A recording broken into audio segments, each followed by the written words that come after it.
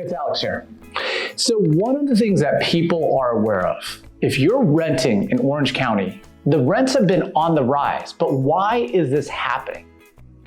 At the current time during COVID, it's affected different people in different ways, but there's an estimated 5.7 million people across the US that are currently behind on their rent. But there's a few factors on why the rent has actually increased so dramatically in different areas across Orange County. And I'm gonna break those down today to give you a little bit more color on what we're seeing and what may be the culprits as we plan forward so you can understand your budgeting a little bit better. So there's definitely a percentage of people, first off, that are not paying rents. So when they're not paying their rents, what's happening is that large apartment complexes and developers, they're very intelligent about how they're setting this up. So let's give you an example. Let's say 15% of the individuals that are occupying the units are not currently paying rent. It's very normal to think what they're gonna do. What they're gonna do is actually take the remaining amount of people that are paying rent and slowly raise up the rents on them. But with the setup, what you're gonna realize is that with new people that are looking to rent there, what's gonna happen is that they're gonna have to pay a higher rent in order to get in. And it's actually happening globally. So if you find out that a complex down the street is higher in price now, you're automatically gonna go ahead and raise your rent too. So these large apartment complexes are actually averaging with the people that are paying rent currently and raising up the rents as well to kind of make up some of the losses that they're seeing. So that's one reason why they're catching up. But why are there so few vacancies right now? Well, when there's less vacancies, it's also because there's an eviction moratorium that was in place for a very long time. And to deal with the backlog of people that are already living there and not paying rent, that's definitely gonna take time. The eviction moratorium, as of recording of this video, did go ahead and expire, but they put it back in place. So even if you're not paying rent, you are actually not paying rent and ultimately not being able to be evicted. So if you can't be evicted, that's another unit that ultimately does not end up on the open market, so no one can kind of rent that unit. So with less vacancies, it really comes down to basic supply and demand. So supply remains very, very low, but demand continues to grow. Many renters are fighting for the same units. And if there's a lot of people looking for that unit price is automatically gonna go up. And looking at the COVID effects is another piece of it. Because when you look at COVID, more people needed more space. So instead of needing just a one bedroom, if you need room for a classroom for your kids, if they're partially, with distance learning now, or if you need an office to go ahead and work from home and you don't have a walk-in closet to hide in, to go ahead and work out of, because we've actually seen that. We go into some of our clients that have 1 or 2 bedroom condos, and when we go ahead and look in their closet, there's a desk and a background setup because that's how they're living. So people have actually looked at larger units. So the units that are 2 and 3 bedrooms are actually renting for a lot more than even the 1 bedrooms now. So that's another reason why the rents have been going up.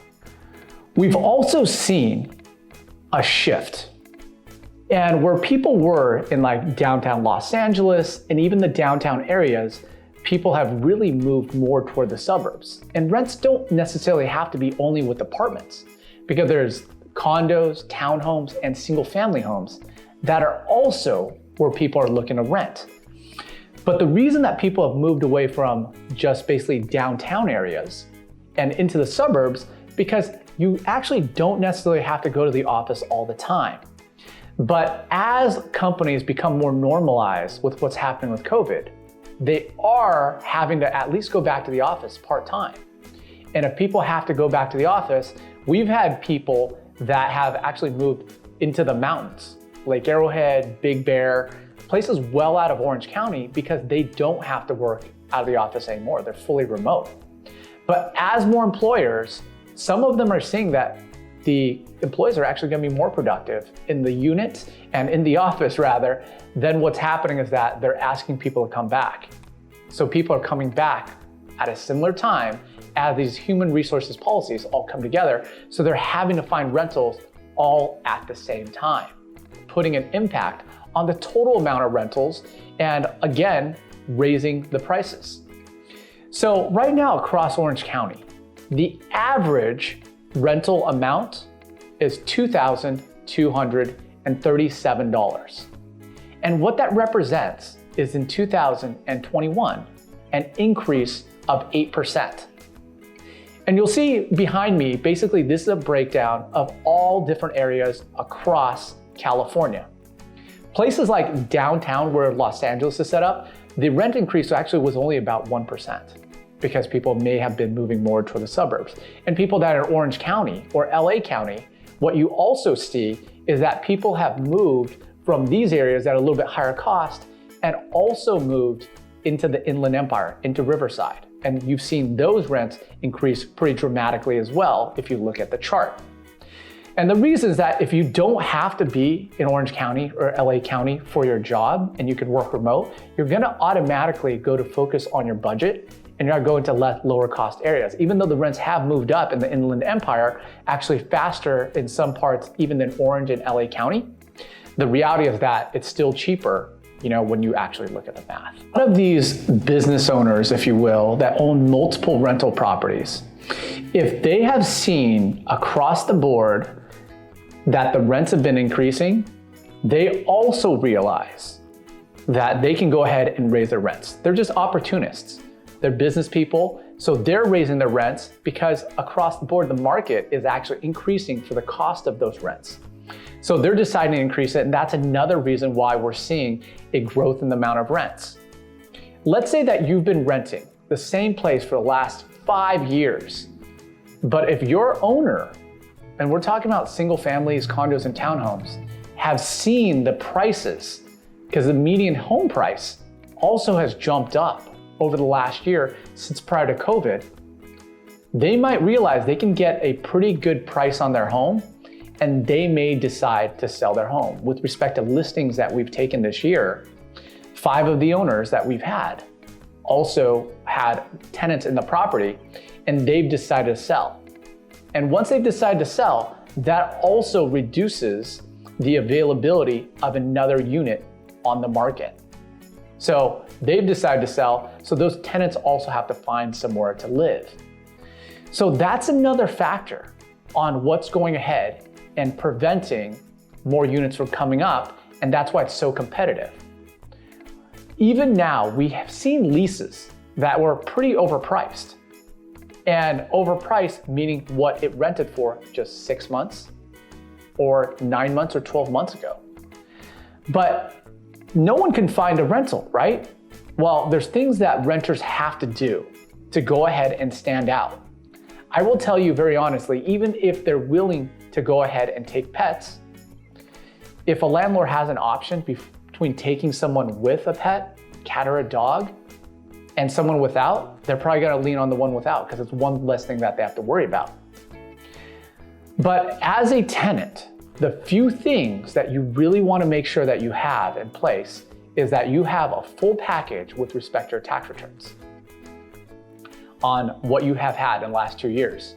And if you're self-employed, you also wanna have your business tax returns as well.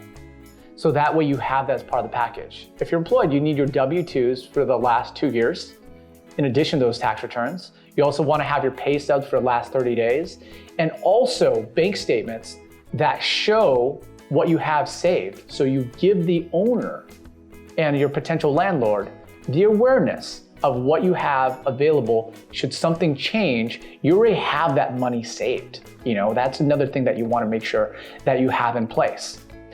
And you wanna go ahead and your ID has to be in there as well. So there's a full package that you wanna present. But I will tell you, because we do work with tenants as well, that if you're looking for a place, sometimes the tenants have to pay 3 months up front, 6 months up front, or even a year up front. And it still has been fairly competitive for them to find a property that has made a lot of sense in order to rent.